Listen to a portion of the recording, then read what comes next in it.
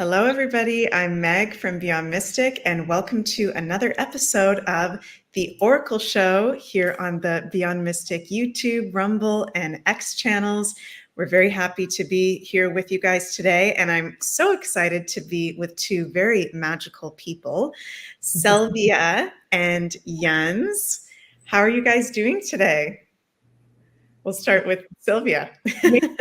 Okay, I'll start. I'm doing very well. Lots of energy moving today. Really happy to be here. Love that I'm here with you guys. Jens, so happy to actually meet you. I've seen your face, heard a lot of great things. So happy to do this with you here tonight. Yeah, we just met in the studio backstage, so that's cool. Yeah, I'm doing fine. I feel like for me it's a more relaxed vibe actually. I know it's been a full moon, but for me this hasn't been like a really intense one, so I'm good. Nice. Yeah, little bit of I was feeling that full moon intense. I don't know about you guys, but were you feeling that, Sylvia? Oh, wow. Yes. Yes. It's been We can talk about that a little bit. So yeah, welcome everybody. We're very happy to be with you here today. And in our show for tonight, we're going to expand on some of our current Oracle intuitive musings that we have to share. We're going to talk about some of the current astrology, and also maybe we'll also answer some questions in the live chat. If you guys put some cool questions in the live chat, we can get to those as well. And before we go further, as always, please remember, you guys, to like, share, and subscribe to the Jean-Claude Beyond Mystic 3 YouTube channel and Rumble channel. And there's been a lot of comments recently, for some reason, of people saying that they've been getting unsubscribed, okay, from both of the channels. So wonder what's up with that. So just make sure, you guys, that you are subscribed to whether you like to listen to us on YouTube or Rumble, whatever it is. And also, all three of us now are doing consultations on beyondmystic.net. So you can check all of us out on there. Jens is doing his soul path attunement sessions. We're going to talk a little bit about that in a moment. And Sylvia now has her Sapphire Flame sessions available. It says sold out, but that's just because I had this page up earlier today. It is available there. So very exciting stuff. And if you'd like to book a consultation with one of us, you can use discount code Beyond Mystic, all in one word, to save 10% off. And that's actually what I wanted to start with you guys off with in the show today is, how are you feeling with your consultations at the moment? Are you noticing any themes coming up with the clients at all? Sylvia, we'll start with you. Thank you. Yeah, definite themes, big themes, actually. So I'll give you my top three. First and foremost, I'm getting a lot of people expressing that they have, been doing quite a bit of work, inner work, spiritual work, and that they've come to a point on their journey where they're feeling stagnant or they're feeling stuck, and they know that there's more. And I don't know what that looks like and, what that path could be. And so they often look for support in getting some insight as to, what their potential next step would be. So that's a big theme right now. Another big theme is, womb. Lots of womb work and women that are really looking to understand what their next step in that sort of like feminine healing process would be, and like the descent into the womb and what that looks like and what it entails. And yeah, so like I would say like those are really like the top two, but the stagnant stuck piece is, I'm really feeling into so many people are at a crossroads in their life where the stuckiness or the stagnation is that they're really just one or two decisions away from living a lot more in alignment with their actual soul path, right? So they're coming out of systems. They're like, they want to know like how to align with, maybe it is like their service work, or like what is their medicine, like what are they here to do, and like purpose, mission, all of these wonderful topics that I love diving into. So those are mainly the themes right now. Very interesting. I'm personally noticing a similar theme as well with clients that I'm working on one-on-one, and just friends and family in general, is that theme you were talking about, the stagnation. Also, people feeling really lost, I'm noticing. Even though there's not necessarily maybe a crisis going on for them or something heavy, but just this lingering feeling of being lost, unknown, stagnation. And Jens, are you noticing that as well at all? Yeah, actually, the same themes. Like people wanting to know, are they on their path? And well, first of all, I have to say, all the people I've met, I've just started the sessions last week, so I just did 1 week and a few days of sessions, and I have to say, I'm really impressed with the Beyond Mystic audience. I mean, all the people I met, they were so amazing. I mean, nobody's like a beginner. Everybody's really well along their path. That's really nice to see, and I feel for me, like, what I saw is most people are on their path, but they kind of feel a little bit stuck in their path. Like they kind of need a little bit of directions, and the sessions can really help to bring clarity. And I've gotten feedback from people that it really helped them. So I'm really glad to help and really happy that it's working for them. And I feel like, most people are already on their path, but they lack a little bit of clarity. But when I'm tuning into it in the sessions, I really feel like they're on their path, they're doing the good work, and they can use a little like a few nudges here and there to like get clarity and keep on working. And one of the things that really, the thought that really drove home in me was that, we're always on our path, but we kind of want to reach a goal, but we have to understand that our path, it's never about a goal, it's about continuing our path, and sometimes we have too much this goal idea in mind. I have to reach this goal, but you have to see it more as a continuing journey than as a goal where you have to arrive, because it's always happening. I think that point of view can really help you feel less stuck, because people are like, it's the human mind, we have to arrive there, or I have to do this and I have to be in that place.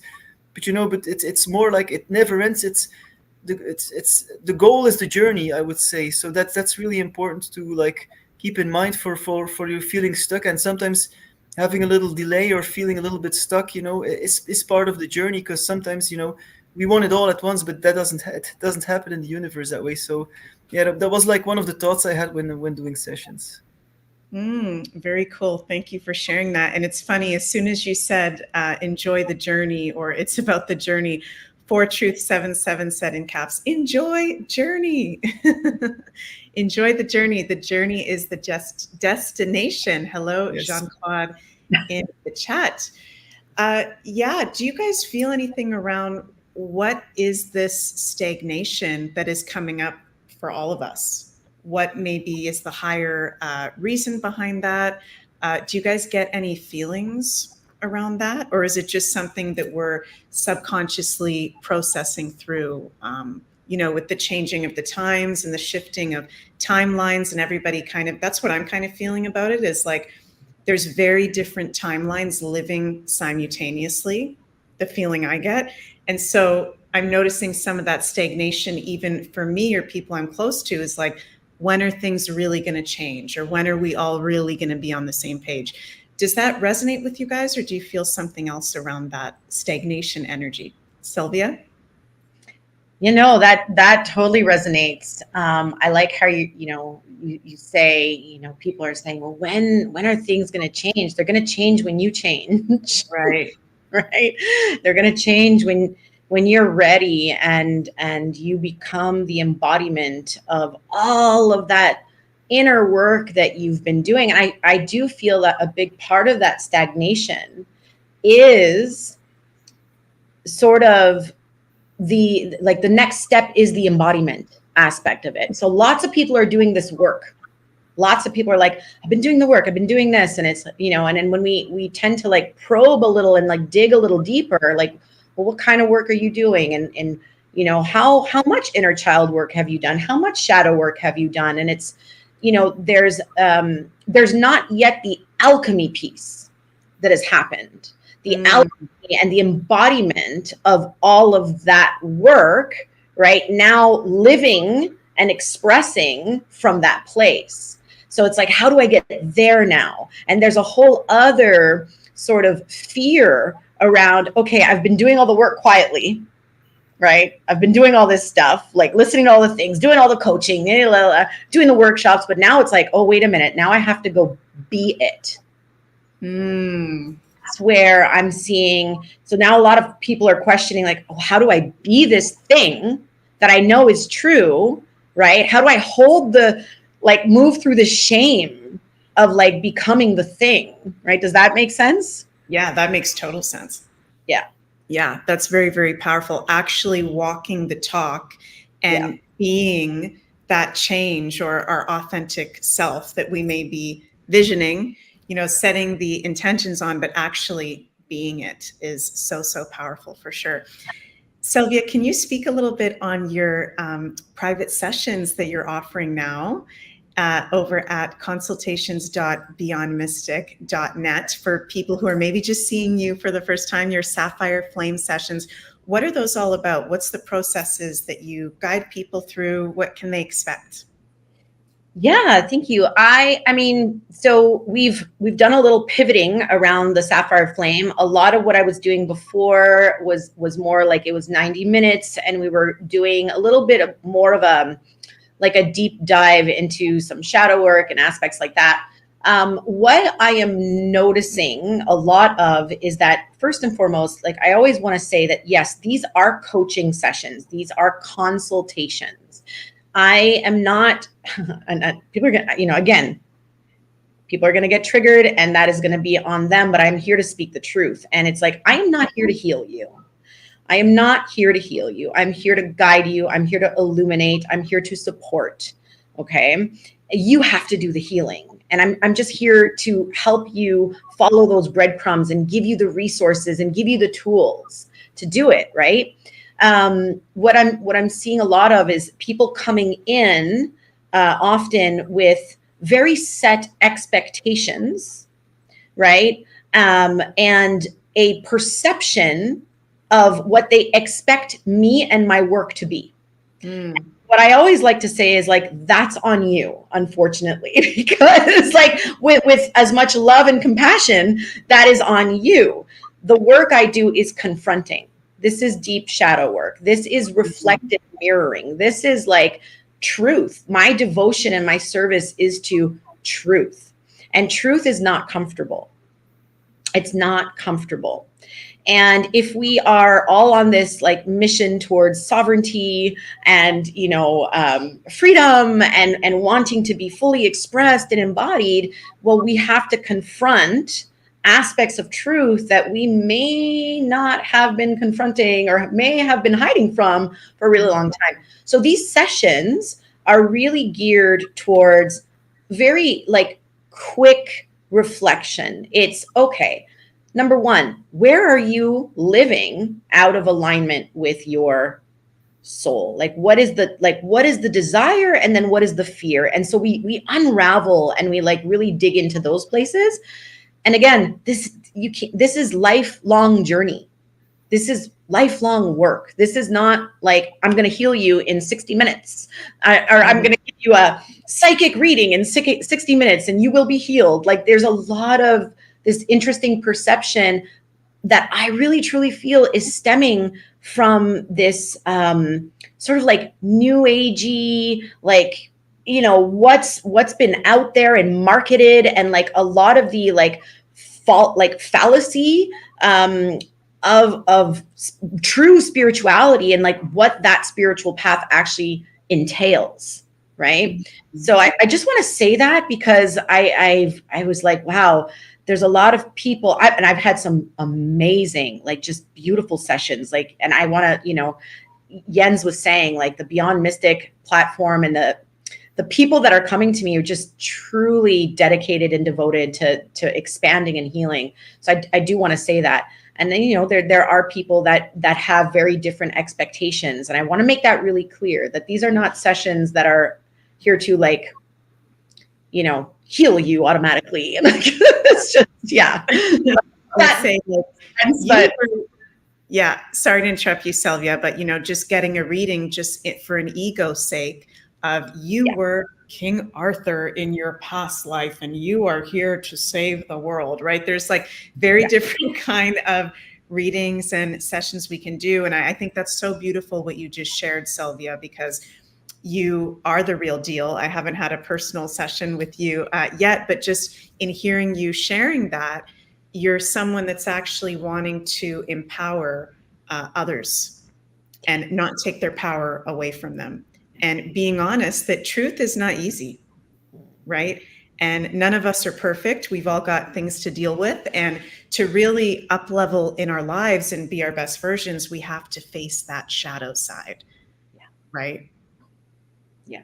It's so, so powerful. So that was so beautiful what you just shared. Thank you for explaining that. So yeah, go over to beyondmystic.net to check out Selvia's sessions that are now available there. And Jens, you've been now doing sessions for about, what, 2 weeks on the platform? How does it feel being a part of the Beyond Mystic family? It feels amazing. Like I said, I'm amazed. Like I didn't know what to expect, but all the people are really, they've been working on themselves for a long time, really doing the work. Most of them really, seasoned, spiritual travelers, healers, and seekers. And I'm really impressed by the like I said, almost nobody is like a beginner, and even if you're a beginner, that's amazing. I can really help you with that. So yeah, I'm really surprised, and it feels really good because this is really my soul calling. Also, there's a part, the conspiracy in me, but there's also the part, the healer in me, and the two, kind of meld together. But yeah, I love to help people because I've been through this path of healing also.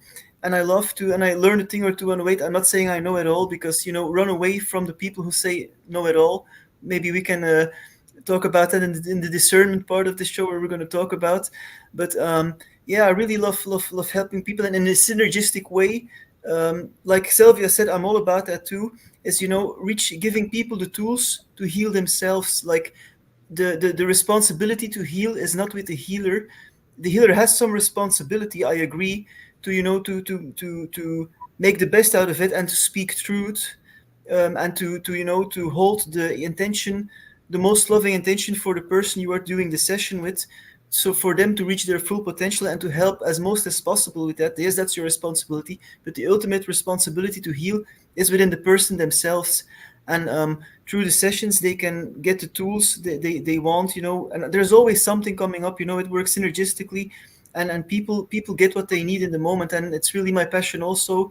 It can be an intense work sometimes, but I really love doing it. So yeah, it's a passion, and it's a soul calling, I would say. Yeah, that's beautiful. Thank you so much for sharing that. And Selvia, I was very curious to ask you today, what's going on with your Egypt trip and your travels to Egypt? Do you want to share on that? Well, Meg. Yeah, that was a doozy. So yeah, I'm happy to share, actually. So let's try to make this clear and concrete. So as many know, I was in Egypt last year. Okay, I am Canadian. I have a Canadian passport. I am currently living in Costa Rica. So I began creating my itinerary for Egypt, and within 7 days, 8 days, I think I was pretty much sold out. Like, I wanted 10, I ended up getting 12. Wow. So it was just wonderful. I was really following the thread and the energy with that, and really sitting with, like, is this where I'm, and yes, it was like, yes, perfect. And then a really lovely woman who had, sent me her deposit, basically reached out to me. She said, hey, you might want to check out, because Egypt had changed their policy for Canadian citizens to obtain visas to enter the country, right? So last year, basically we would arrive to Cairo or whatever Egyptian airport, and we could get our visa on the spot. You pay your $20, $30 and you get it on the spot.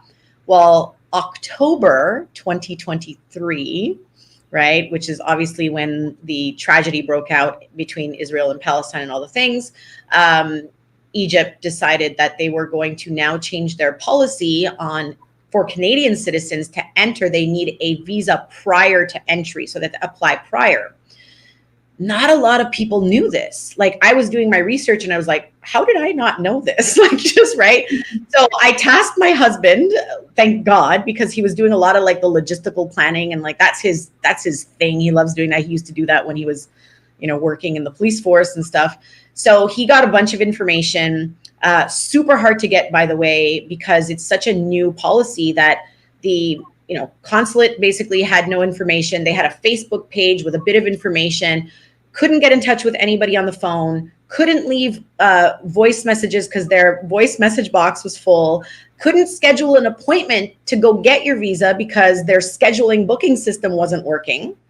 So at this time, I'm like, okay, the only information we have is that you literally have to send your passport into the consulate or the embassy, right? They keep it, they do the visa, and they send it back. I live in Costa Rica. There's no way that I'm going to send my passport back to Canada and risk it getting lost in the return, because the Costa Rican, like, you know, mail system and all the things is really bad. So we're just like, we're not going to do that. So what ended up happening was my husband and I were going to Miami because we had an appointment in Miami to do. And while all of this was going down, I'm like, well, gee, I got to get to Egypt. So we flew from Miami back to Montreal, Canada, just so to go and apply for our visas.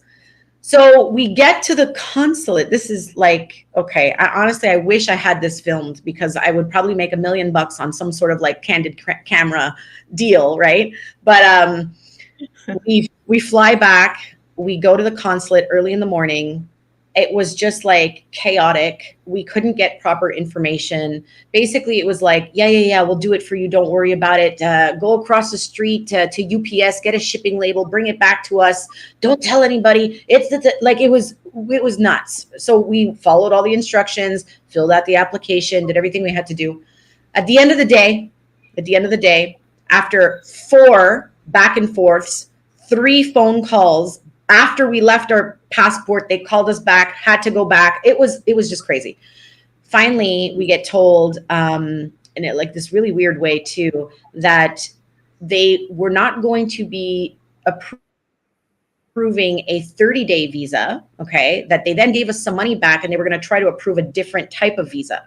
So my husband was like, listen, I was just on your Facebook page. There's a bunch of comments on there from active duty police officers saying that they were getting denied visas, right, to enter Egypt. And the woman got really uncomfortable, and she's like, I cannot comment. We have a very set and clear, you know, guideline at the consulate. She's like, I can't promise you anything. So that was really fishy for us, because on the application form at the bottom, it specifically asks, what your current job is and what your, you know, previous job was. And it literally says government, military, police. So obviously those who know me know that I am an ex-police officer, and my husband too. Hand everything in. They said that we were supposed to get something within 48 hours. We didn't get anything. We're staying at my sister's. We didn't get no notification, no nothing. Still didn't get my passport back in the mail. Call UPS. UPS can't find my passport for 4 days, like 3 days, 3 or 4 days. It was just like, okay. And then when we do finally get it back, we get a letter with nothing. 1 letter for 2 passports. No 1-800 number, nowhere to call. You have been denied access. Right. So we literally got denied our visas to get into Egypt. So yes, and I'm obviously like, we're pretty much sure. And I had made some other phone calls to some ex-colleagues and things. And there's a lot of people in the government still that had no idea that they had even changed their policies. But how would you say? The consensus is that there's a big feeling that Egypt is not trusting Canada right now. And there's a lot of things politically that's happening with Canada. So anyway, so I had to cancel. Yeah. And then so I cancel it. And not even a day later, I get a message from a friend saying, hey, you might want to check this out. At that time, what was happening was Egypt was sending a bunch of military to the Rafah border, and Israel was getting ready to also attacked. So I don't know. There was just a lot of things going on. So I had to make the call, and yeah, that's what happened. But everybody was so graceful and really beautiful about it, and just like, you know, really accepting of the situation and surrendering. So who knows? Who knows what's going to happen? Yeah. Wow. That's a huge shift to have happened. Huge. Holy guacamole. And Jens and I have been to Egypt before as well in 2016. And we didn't have to do a visa at that time, or did we? No. I even as a Belgian, I could even get in at that time with my just Belgian identity card, even not a passport. I didn't even need a passport. You know, that was before, of course, that was in 2016. That was before a lot changed in the world, you know, and the health crisis happened. So things are different right now, and we've also dealt with an enormous amount of paperwork with the government, the Belgian and the Canadian government. You know, during the health crisis, me and Meg, we told that story. We're not going to go into that again, but we told that story in another show. But yeah, it's always big frustrations when you're dealing with that kind of thing. Yeah, for sure. Not fun when you're dealing with that big paperwork, for sure. And it's interesting too that, you know, Egypt is one of the most sacred lands on the planet. And do you know, Sylvia, is it just with Canadians that that they need to get a visa, or is it everybody now has to get a visa going into Egypt? No, there are other countries that do, but I mean, like, this was already established that there were other countries, like from before October, there were other countries that did have to apply for visas to get in. I know I had people coming in, like for this retreat, I had people from Australia, New Zealand, Canada, the US. And, you know, it was just the Canadians that were having the issues because the US could still just go and show up at the airport and get the visa at the airport. Right. So yeah, it was pretty interesting. So.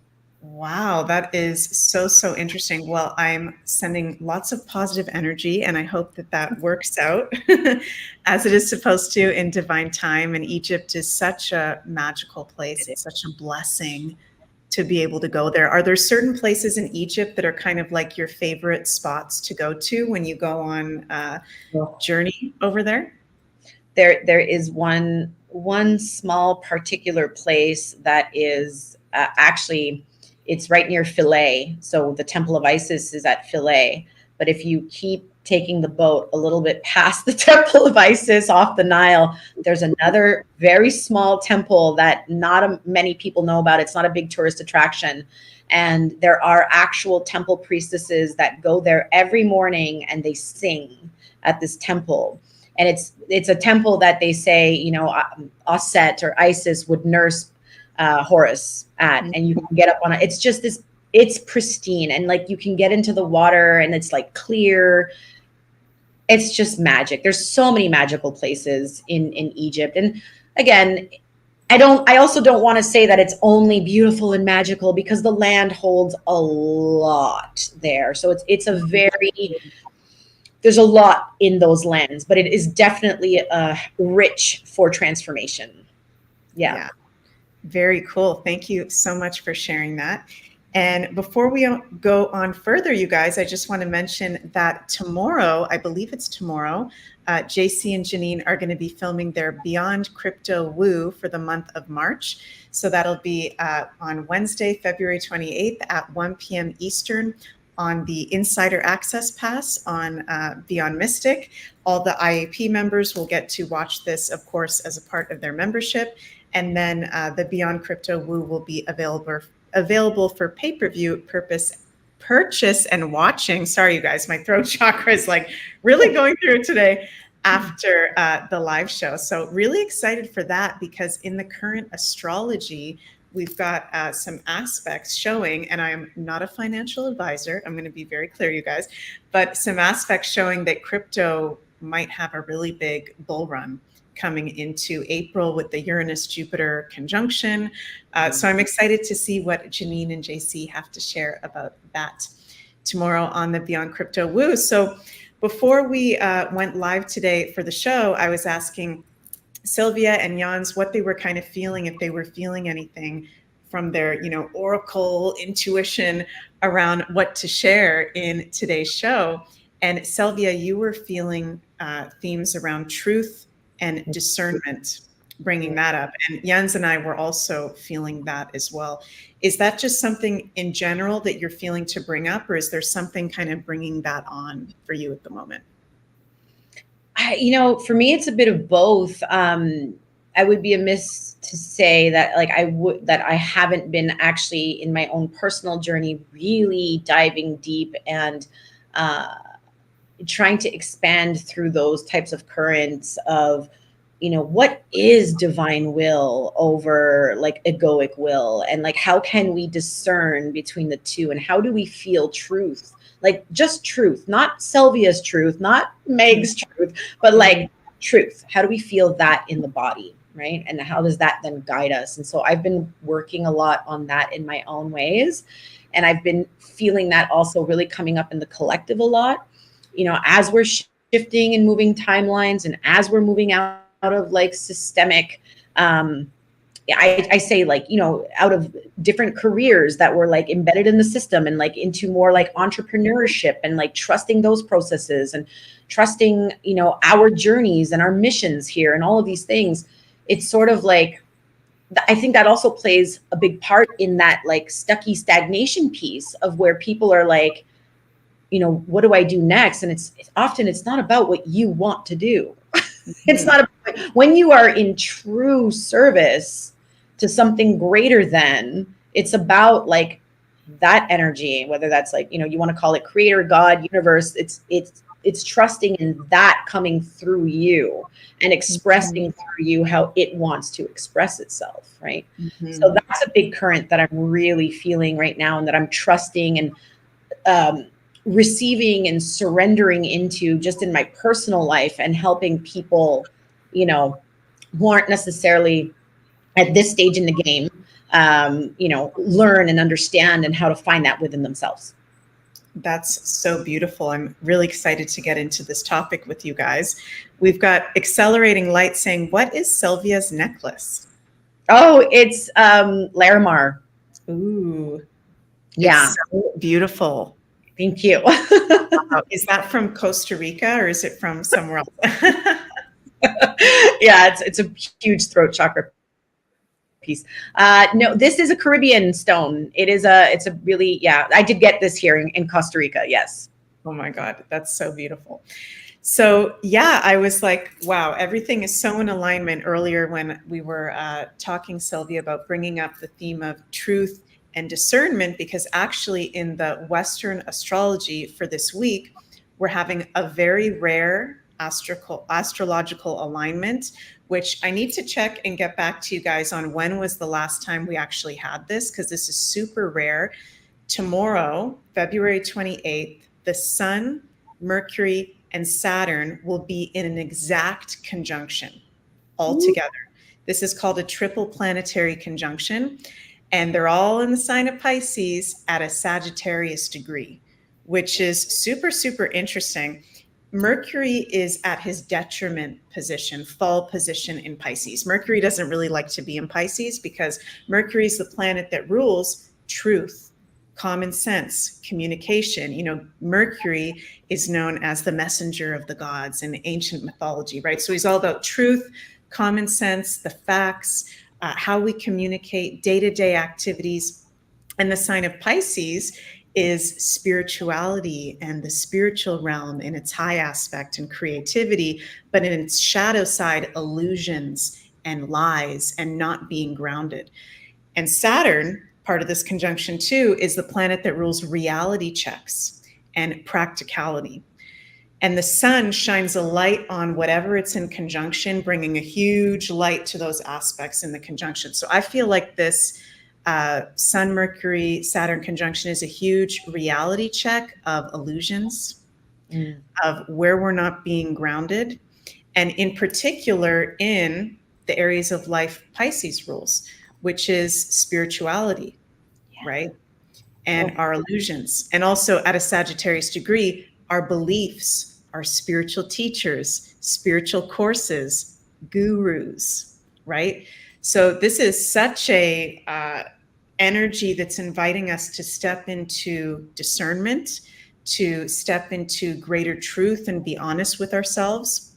And this aspect this week feels like a huge spiritual test to me. And I've been hearing friends and clients saying that they've been feeling this heaviness the past few days and they don't know why. I don't know if you've been hearing that, Sylvia or Jans, but there's people feeling a really big heaviness. And so it's actually totally in alignment for us to speak on truth and discernment, particularly in regards to our spirituality and what we put energy to into, our beliefs spiritually or religiously, and who we consider guides or teachers, right?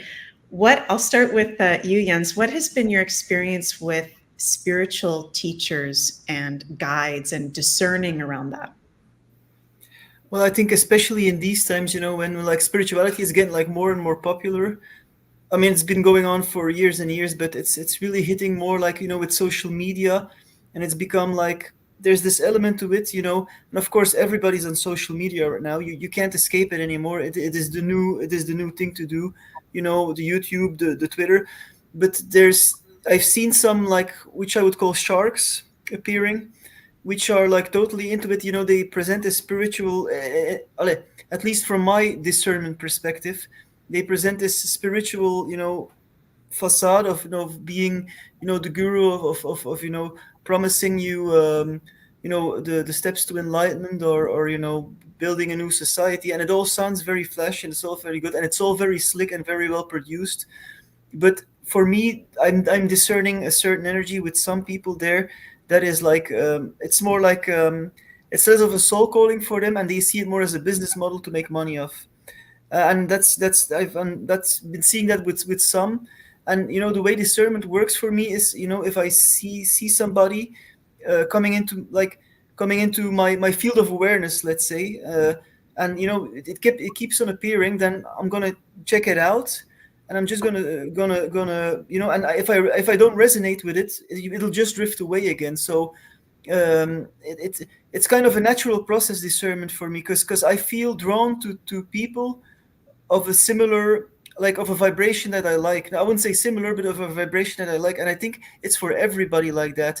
So discernment is really something, you have to be aligned within yourself to discern, because usually we attract what we vibrate with, and that includes your shadow. So, if we haven't done a lot of shadow work, we might get attracted to certain gurus, which are like, for example, a person who really has dependency issues, which he is largely unaware of.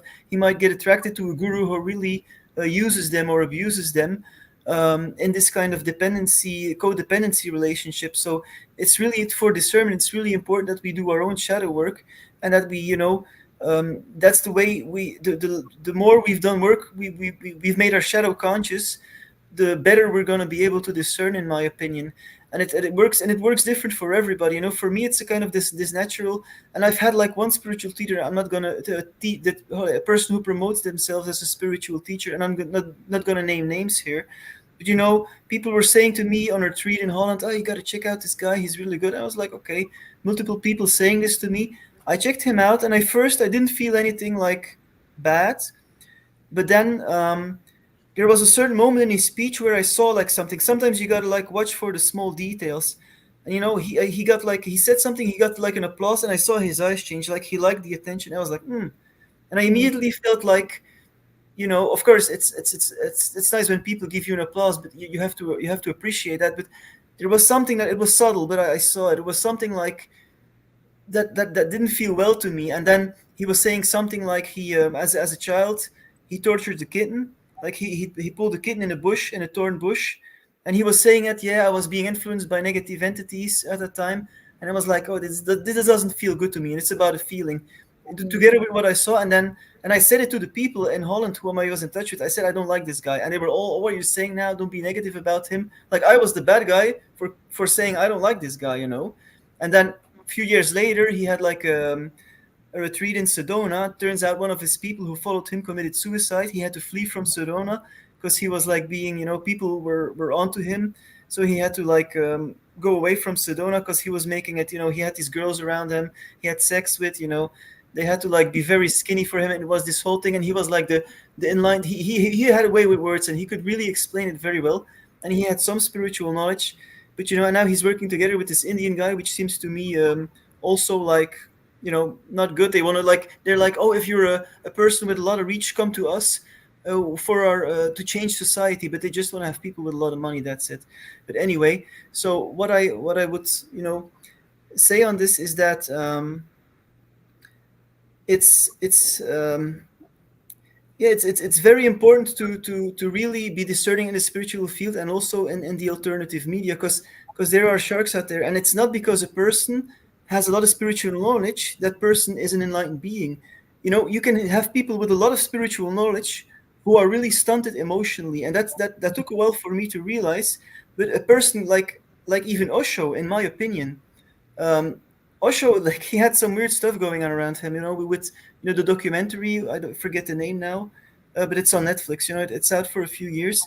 Osho really, he has a lot of knowledge. He writes interesting books, but then you see that he really didn't walk the talk, and that's you got to watch out for that, because some people have really a good way with words, have a lot of spiritual knowledge, but they might have stunted, hurt inner children even in themselves, big shadow in themselves.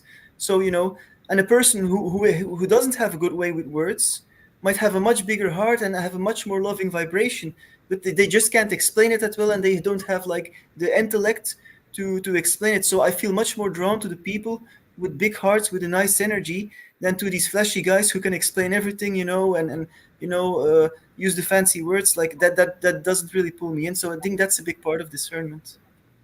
Thank you for sharing that. That was really super powerful, and I think such an important piece that, and it's so Piscean, spiritual teachers and guides can very easily manipulate people, right? Because what are we all yearning for at the end of the day?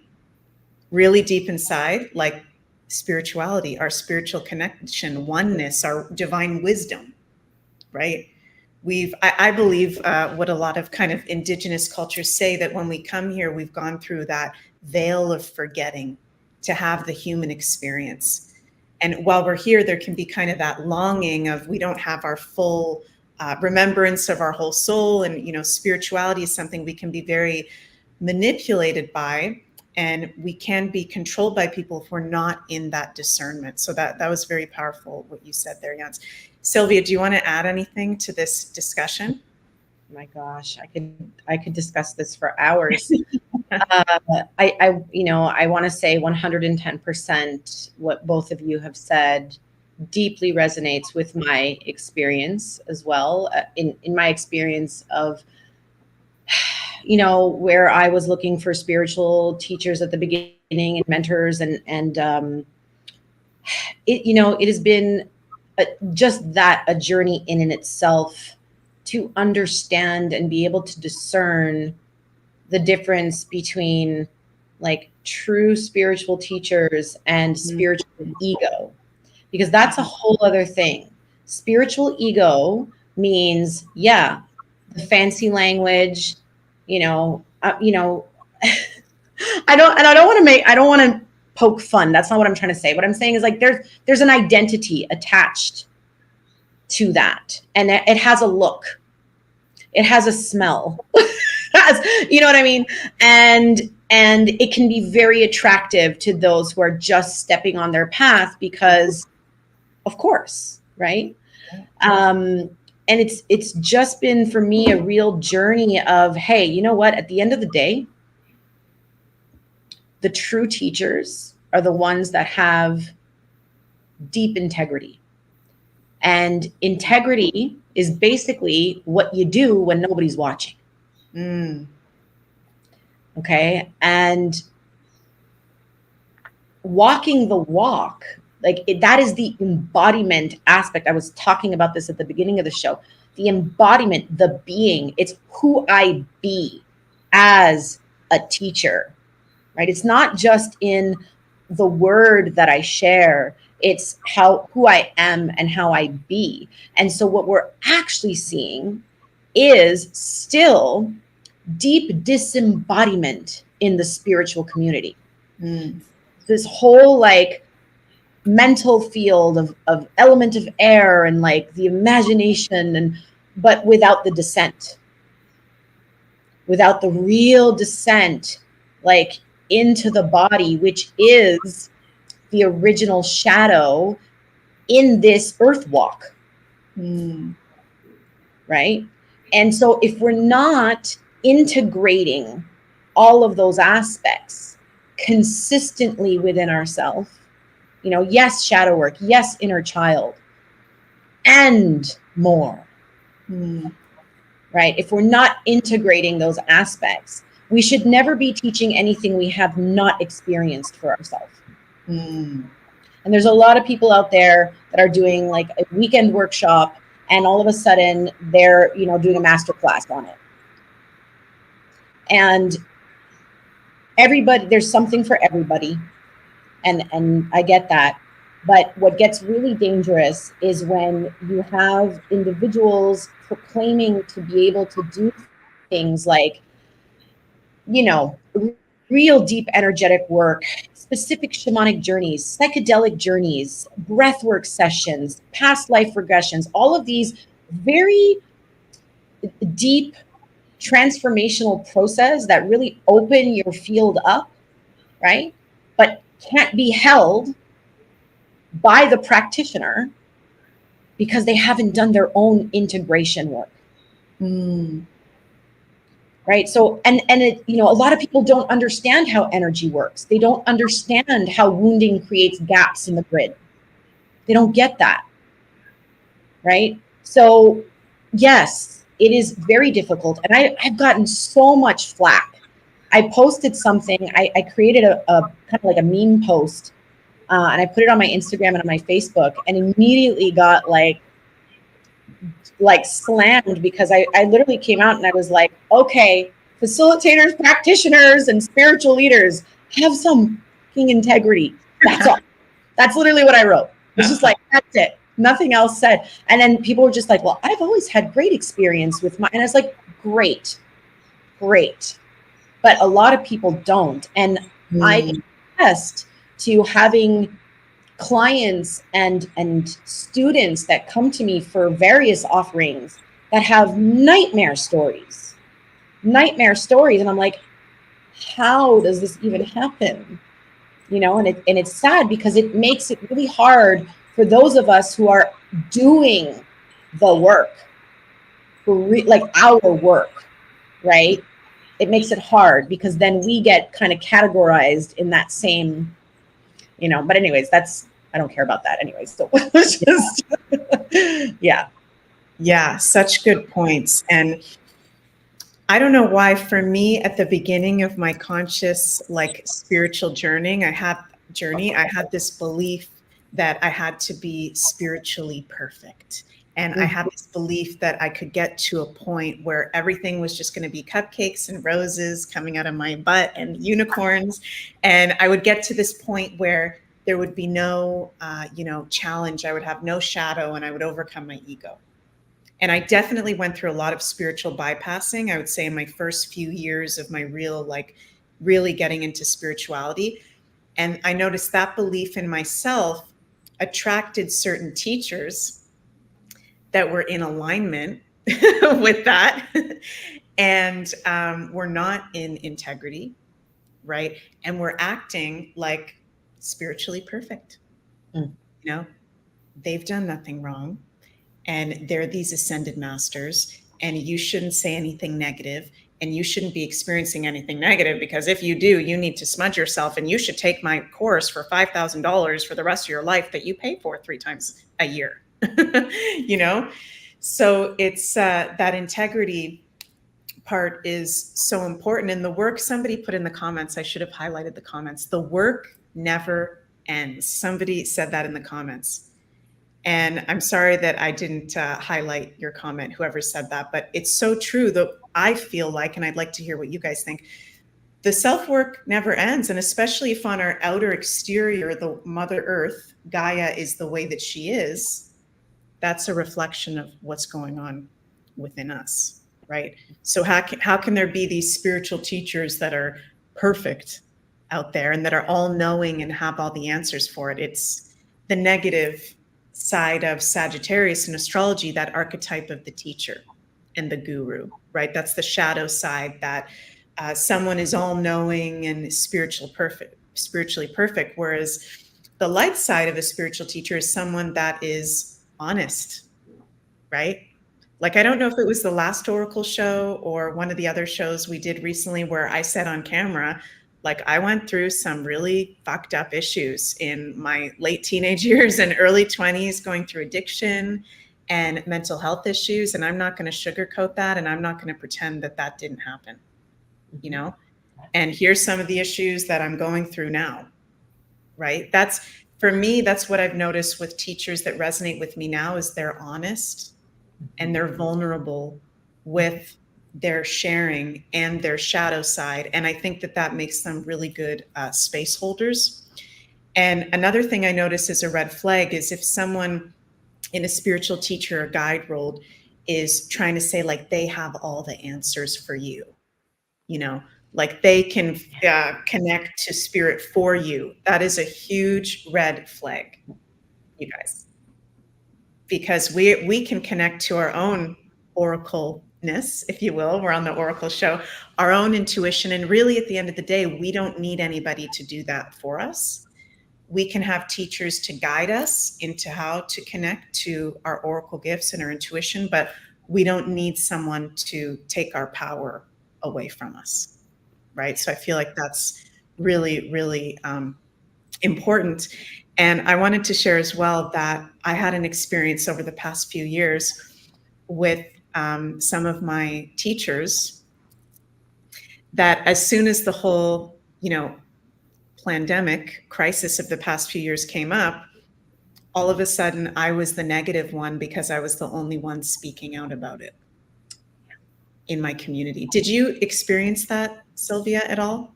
That kind of, not necessarily having to speak publicly about it, like I spoke publicly about it, but have you noticed that theme in part of the spiritual community, how if we're into the conspiracy or the alternative information, like that's negative and you shouldn't talk about that? Yeah. You know? Yeah. I for sure noticed that.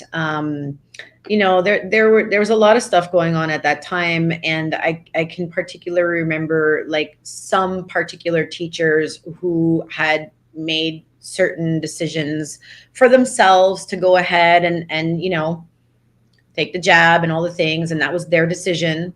And, you know, there was some of us who didn't. And those of us who didn't, there was teachers that were actually trying to tell us that we were wrong because it's all God and it's all love and we can just eject it from our bodies and we can, and all the things, right? And, you know, on to some degree, that's their truth and you want to honor their truth, right, but it's not my truth, right? And that's going to be something I'm going to have to work through my evolution to discern, you know, what it is that universe and God wants from me. And I, you know, again, I'm just using this one example, but that was like a massive unraveling for me of going back and forth. It's like, well, what if that's true? And what if that's true? And what, like, it can become very, you know, when you're seeking outside, but at a visceral level, like my deepest being was no. For me, that's what it was. Right. And that's my journey. And that's part of my, like, you know, my earth walk. And that's it. But yes, totally. The whole like, oh, you're being negative or like, you know, only think good thoughts. Again, disembodied. right, Disembodied because we are here. Like Guy, I say this all the time. You know, in my experience, and you know, let me just preface this whole show that I am speaking to, that I'm speaking a version of my truth. Every single person here watching this show is going to perceive my word differently. They're going to, like, this transmission is going to get perceived differently from everyone. What lands, what doesn't. And you take it and go. And so from my particular experience, my truth, it was very much, you know, that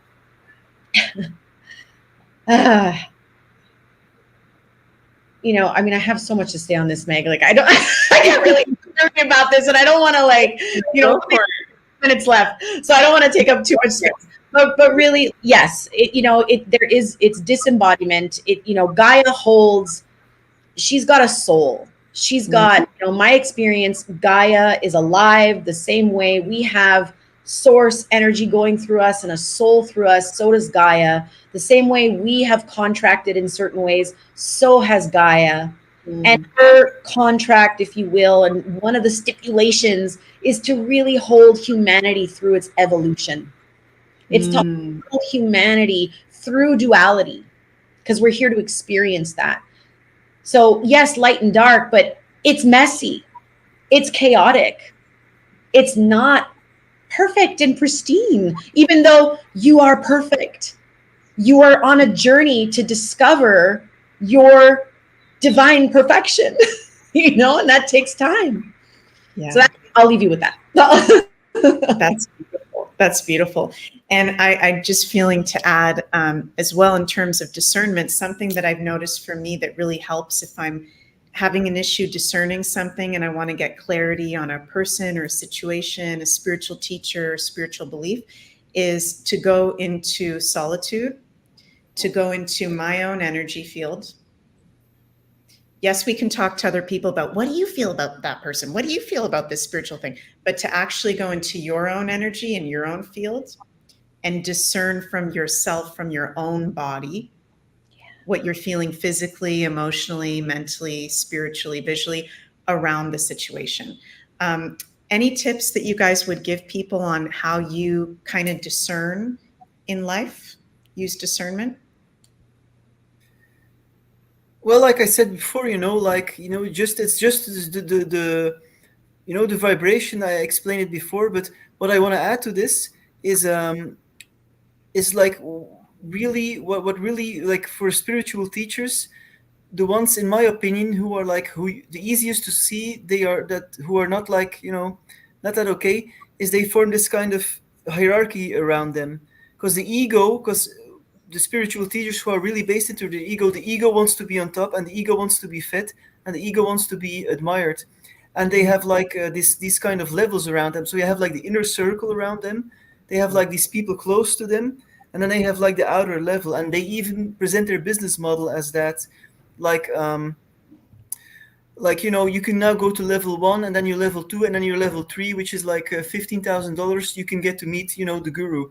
So you really watch for that, because most of them who are who are into their ego and who are into it more for a business model work this way, where it's really this kind of, you have this inner circle, the disciples, so to speak, and then you have to, and this hierarchical system, it's like the way governments work in a way. It's using the shadow side of people to make them want to go up higher in the hierarchy and to be closer to in the power structure. It's kind of, when the shadow is at work, there's these power structures that start existing, like these really hierarchical power structures, and we see it in spiritual groups, but we also see it in governments, like politicians, who by their shadow, they want to get up and they want to go to the national level, and then they want to go to the EU, for example, and then they want to go to the UN, and they just want to get higher in that hierarchical structure. They want to be closer to the real power, and it's the same in these spiritual groups, where you have different levels, like people are vying for the guru's attention, and now, I get to meet, I'm in the inner circle of the guru. Oh, the guru asked me to his room, all this stupid, very immature stuff that happens, with politicians who are involved in these networks. But it happens also, and it's the same principle at work in these spiritual groups, for spiritual seekers that want to come close to the guru, and it's to fill a void in themselves, with these politicians. And as with these people in these spiritual groups, it's the same principle at work. So I would really say, watch out for that when there's hierarchy existing, real hierarchical structures, that's something you really got to watch out for, because that's the method primarily being used by people who are out for power and control into their ego. Yeah, right. Yeah, totally resonate with that. Thank you so much, Jens. And it feels funny to call Jens because I call him Jensi because he's my husband. So it's weird. I'm like, yes, Jens. Good, nice point, Jens. It feels funny. But wow, we're at the hour mark now of the show. So we're going to have to finish up here, you guys. But before we do, we have a This is Carla from beautiful, Ascension oops, Organites. sorry, candle giveaway by the lovely Carla at Ascension Organites. And we're going to play the video here of the Organite pyramid that we're going to do a little giveaway in the live chat. Hey everyone, this is Carla from Ascension Organites, and today I have for you the beautiful Nora. So Nora is actually one of the first designs that I made, so she's one of the originals. She's made of black obsidian crystals with aluminum metals and the flower of life in silver. So black obsidian is great for protecting against psychological attacks, psychic attacks, emotional attacks. She's also great for concentration and focus. So she is a great piece to have in your office or any place where you do work or things that require, mental work. I'll give her a quick turnaround so you can see her. And that's Nora. I hope you guys like her, and I'll see you soon. Thank you. Bye-bye. Wow, that is such a beautiful pyramid, Carla. Thank you so much for sharing Nora with us. And we're going to do a little question in the live chat for one of the lucky viewers to win this Nora pyramid from Carla at Ascension Organize. And I'm feeling like asking, what is the astrological sign? Please put in the live chat the astrological sign that the Sun, Mercury, Saturn conjunction of this week is happening in. So the first person to put that in the live chat is going to win Nora. So we'll just let the live chat populate here for a moment. And Ali Wynn, you've got Wynn in your name. You've just won the Nora Pyramid. Congratulations, Ali Wynn. So please send us an email at info@beyondmystic.net. You can find our email at beyondmystic.net. Send us an email and we will make sure to get Nora over to you. Congratulations. And also, before we finish up, you guys, very, very exciting that coming up soon, let me see if I can share this on here. Selvia, myself, and Janine will be offering a natural new year spring equinox meditation. And that's going to be on March 17th at 4 p.m. Eastern. We don't have the link up on the website yet, but we just wanted to share that with you guys today. We came up with the concept today, and we're really feeling to honor the natural new year, which is the spring equinox in the Northern Hemisphere. So we're going to do a very beautiful shamanically based with Selvia's shamanic gifts, my shamanic gifts, and Janine's as well. Beautiful meditation to be in alignment with the natural new year. So stay tuned for that. And also, you guys know that you can find our consultations over at beyondmystic.net. We now have Sylvia's Sapphire Flame sessions available. So those are up and live. You can check those out there. And of course, Jens is offering his Soul Path Attunement sessions as well. So thank you guys so much for joining us for another episode of the Oracle Show. And we're sending so much love your way, and we'll see you next time. Bye, everybody. Bye.